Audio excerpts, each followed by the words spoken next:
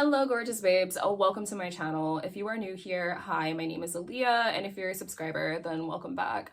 So, in today's video, I'm not going to touch on why I haven't posted in literally like 2 months.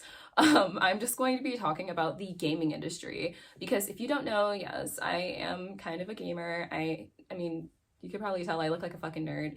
Anyway, I wanted to talk about the industry, some of the problems that are being faced in the industry right now, because there are so many, like, there's just so much going on. There's a lot of quadruple A games that are there's a lot of games that are being released broken upon release, with a lot of like game breaking bugs, a lot of issues with servers, a lot of things where you're just like, damn, did any like effort go into making this? Why are things being released like this? And what's going on? Now, the first thing I did want to mention is that even though I said that the gaming industry is facing a lot of issues, last year there were a lot of amazing games that were released. Baldur's Gate 3, which was Game of the Year, is an amazing game, and you can tell that a lot of effort and work and love went into that game. Also, Legend of Zelda Tears of the Kingdom, that game, amazing, wonderful, 10 out of 10. And Alan Wake 2, which a lot of people loved. I didn't play it, but I watched a lot of walkthroughs, and I can tell that a lot of love went into making that game. Now, a lot of game developers, they always face the criticism that the industry is facing because they're the ones making it. They're the boots on the ground. They are the people who are in control of how something works and how the games work.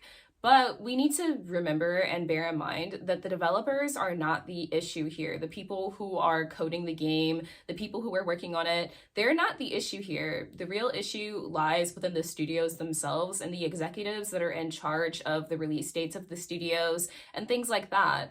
So, the developers, they do face a lot of criticisms in the gaming industry, and a lot of developers are also facing layoffs. Within the past year, about 6,500 jobs were affected by layoffs from game studios. And there were a lot of studio closures from, game studios being acquired by major corporations and companies and being kind of, the game acquisitions, like the Embracer Group, they acquired a bunch of studios, and then a lot of their studios that they took on, they shut down.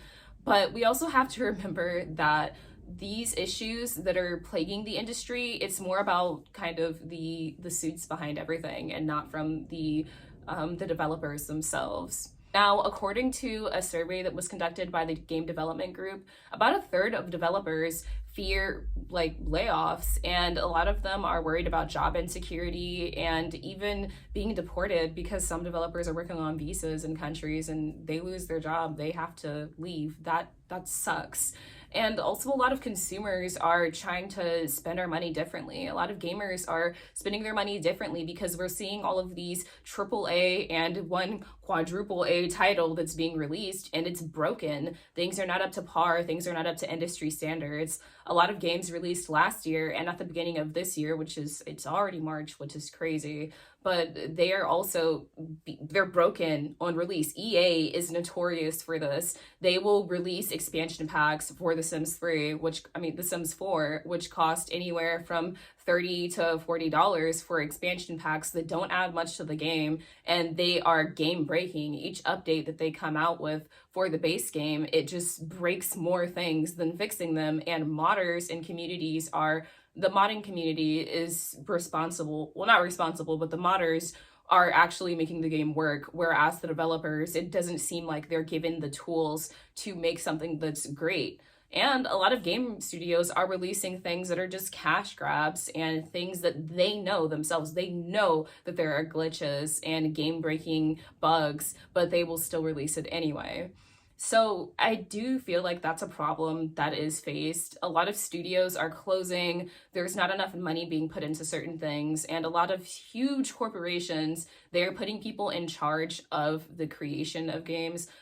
And those people really don't care at all. They're great businessmen, but terrible gamers. Like, not gamers, but they don't care at all. And aside from the layoffs and aside from studio closures, aside from games being broken on release, there's also another thing that's being faced, which is the industry is kind of changing. because of all of these subpar game releases that have been coming out, a lot of people are starting to spend their money differently. Also, because of the changing economy, the job crisis, and everything else like that, people are being a lot more considerate about what games they purchase, and they're looking for things that you can tell have a lot of love put into them. Baldur's Gate 3 is an amazing example of a game that you can tell a lot of love went into it.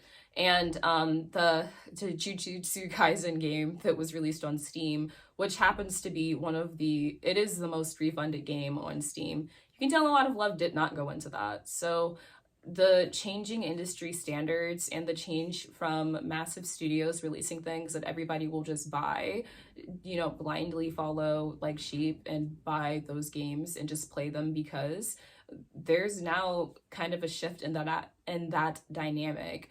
So that's that's something I just wanted to briefly touch on.